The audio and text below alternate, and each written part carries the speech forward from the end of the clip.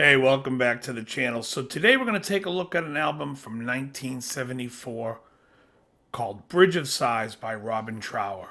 This album is an album that took me a while to get to. People had always told me about it, and I think I was always just turned off because it's Robin Trower.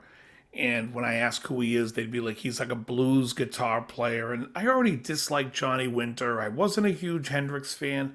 I just didn't care. In 1987, a friend of mine's father had this CD. It was like the best of KLOS, and Bridge of Sighs, the song was on, and I was like, what is this? It actually makes me think that the reason this record wasn't a huge smash that it should have been is the fact that it was called Robin Trower Bridge of Sighs and not a band name. I think if he had this as a band name, this record would have been huge. I think it's better than maybe every Bad Company album except the first album, and maybe Desolation Angels is better. I'd have to go back and forth with that. But Bad Company is one of those bands where Paul Rodgers was in Free, and then he was in Bad Company. And then after Bad Company, right after the Rough Diamonds album, he put out an album called Cut Loose. And the single Cut Loose is one of my favorite songs by Paul Rodgers. But the record really did nothing. He couldn't sell it under his own name.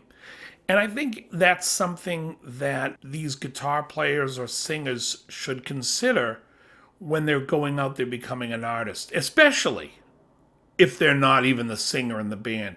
I remember when I found out that Derek St. Holmes was the guy who sang on Stranglehold and Hey Baby, and I was like, why is it called Ted Nugent? It should have been a band name. This is ridiculous. He's just playing guitar. I feel the same way about this record. This should have been a band. Maybe Reg Isidore would have stuck around. I don't know why he left after the first two albums. But let's take a look at this song by song. The album opens up with a song called Day of the Eagle. And this is very Hendrixy, but good. And I say that because I'm not a huge Hendrix fan. I do like the Band of Gypsies stuff. I just think the songs, other than Who Knows, Changes, maybe Message to Love, it's just not that great. But this is fantastic.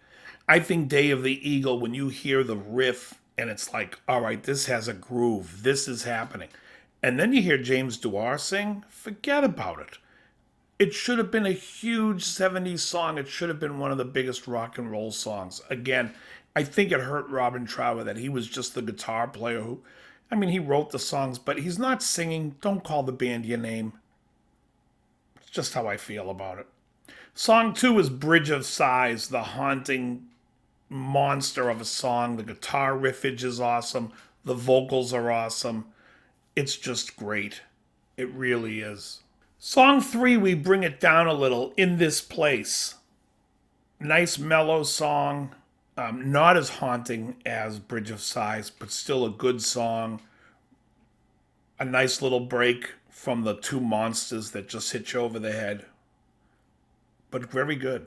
Song 4 is another monster song like the opener, a song called Foolin' Me. Just a great song. This one co-written by James Dewar with Robin Trower. Again, we are getting into that Band of Gypsies sound with a much better vocalist and a much better production. Continuing with this monster groove, we have Two Rolling Stoned at number 5.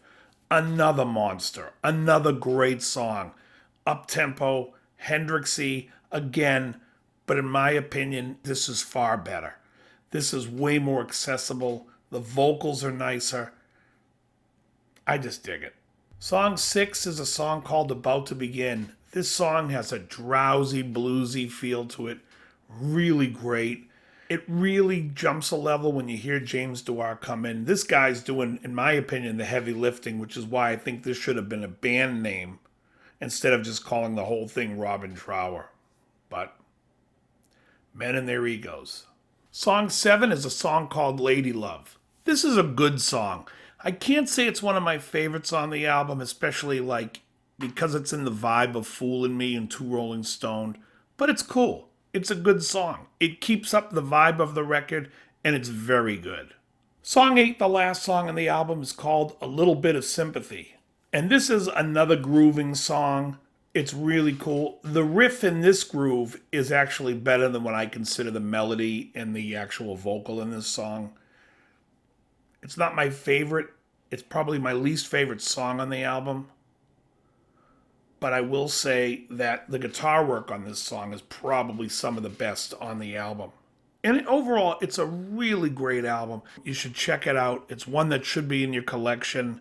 I'll put a description in the link so you can check it out on Spotify. Let me know in the comments what you think. Very good.